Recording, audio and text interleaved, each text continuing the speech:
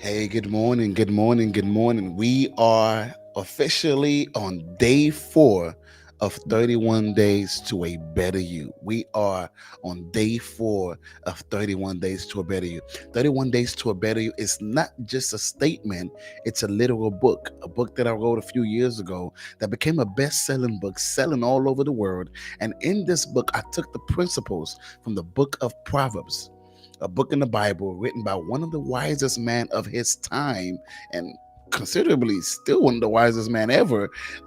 They took the principles in his book in the 31 chapters of Proverbs and literally utilized each chapter as a building block for our lives. So 31 days to a better you is a progressional plan that literally takes you from day 1 all the way to day 31, that by the time you get to day 31, you will see a better version of yourself. And so, day 1, we talked about unearthing the foundation. We talked about the importance of unlearning and relearning. Day 2, we talked about understanding the blueprint. We talked about knowledge and the application of knowledge, which is called wisdom.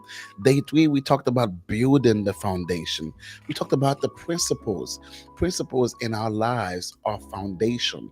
And so, if we don't have a foundation of principles in our lives, we cannot be successful.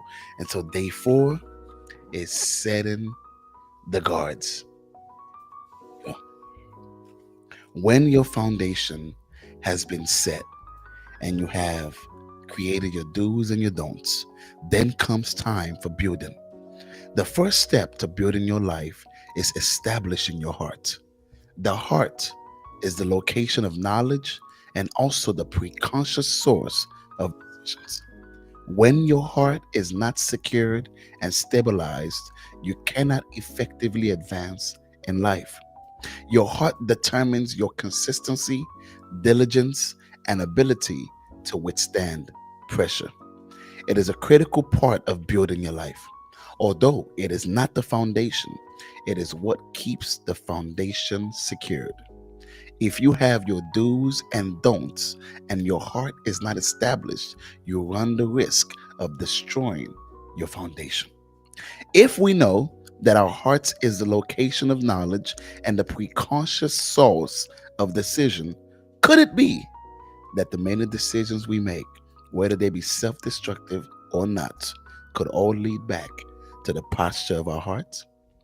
Could it be that as much as you have tried to improve yourselves, you have been limited because your heart was not secured? The wisest man that ever lived once said, keep your heart with all diligence, for out of it are the issues of life. Other versions of his saying says, guard your heart, for everything you do flows from it. How do you guard your heart? And why is this important? As an unguarded heart can be best defined as a heart that is prone to lead to repetitive decisions, sometimes self destructive. Isn't that interesting?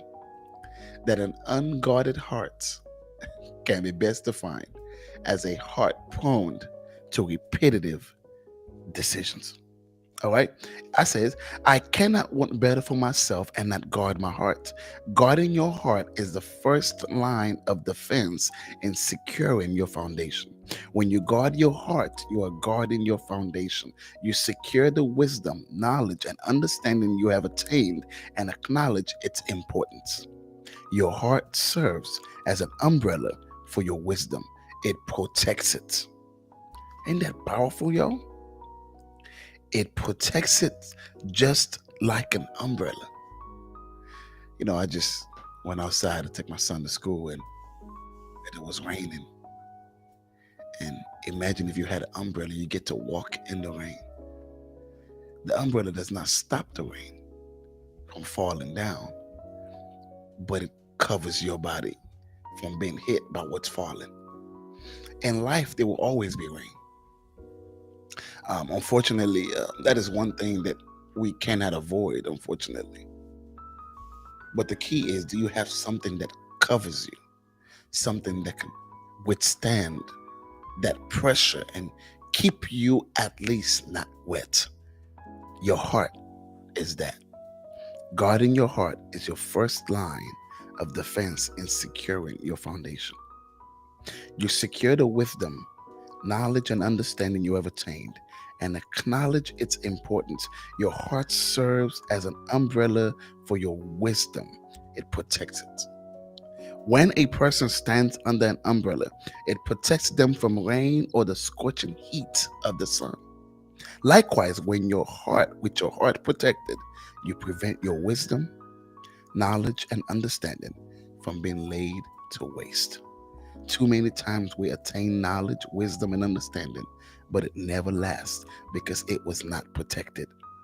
The foundation was there, but it was not secured. So when hard times came and the temptation becomes stronger, we fell because although we had good foundation, we did not protect it.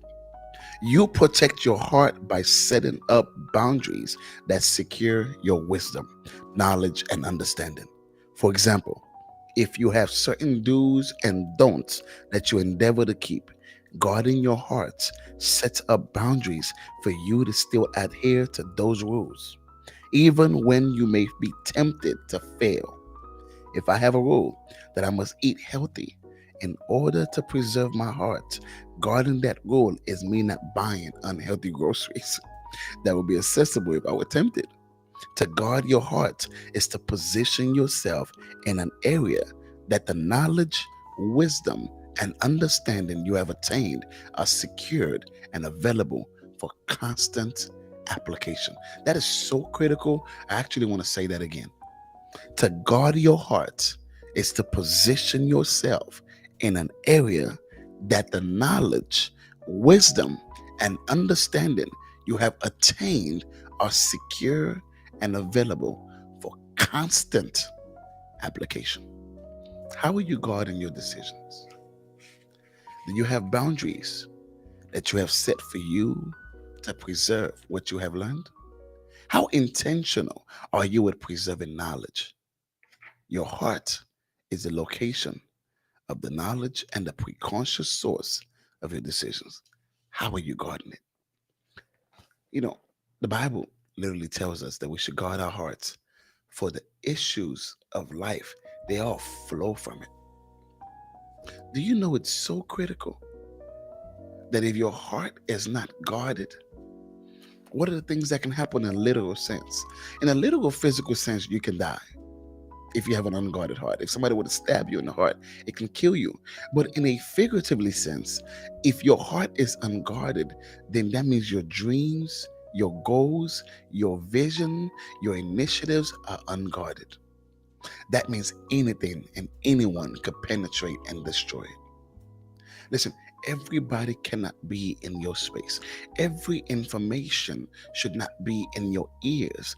Everything is not meant for your eyes. There has to be a principle for your life that says this cannot be in a place where it would throw me off. If your heart is not guarded in day 4, you're not going to be ready for day 5. This is 31 Days to a Better You. We're taking you through each new day, reading literally from the book and taking you through day by day, step by step, using each day as a brick that will literally build your life. For today's assignment, I want you to ask yourself, how am I guarding my heart? The decisions and the goals that I have, am I making actions that align with those decisions? The people in my life, are they people that align with where I'm going? The places I'm headed, does it align with where I'm going? If your answer to any of those questions is a negative one, then unfortunately, your purpose is unguarded. I challenge you today to take a step and look, observe, so you can use that knowledge, apply it, use the wisdom, so we can continue this process of building a better you. Have a wonderful